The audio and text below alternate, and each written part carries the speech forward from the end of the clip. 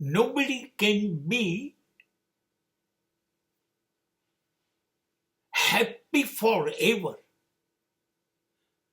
Zero chances for a permanent happiness. કોઈ કાયમ માટે સુખી થઈ શકે નહીં. હું સતત ખુશાલ રહું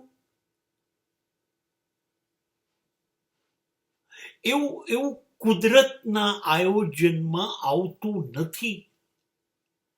એટલે અપેક્ષા પણ રાખીએ તો એ પૂરી થવાની નથી, એ નિશ્ચિત છે. સુખ આવશે એ નિશ્ચિત, ચોક્કસ. પણ બે ઘટના ક્યાં સુધી એ સતત રહેશે કે નહીં, કે આવ્યું છે તો ટકશે કે નહીં,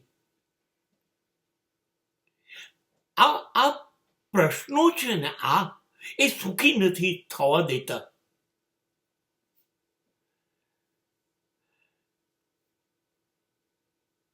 હજી તો હું સુખી છું એનો આનંદ લઈએ ત્યાં તો આક્રમણ વિચારોનું મગજ ઉપર થઈ જાય છે.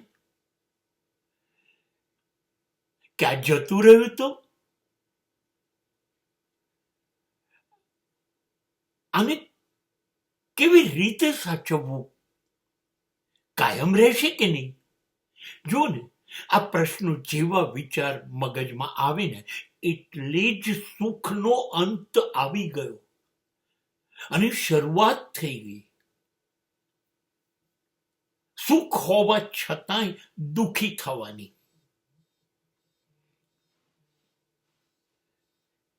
એટલે બનશે એવું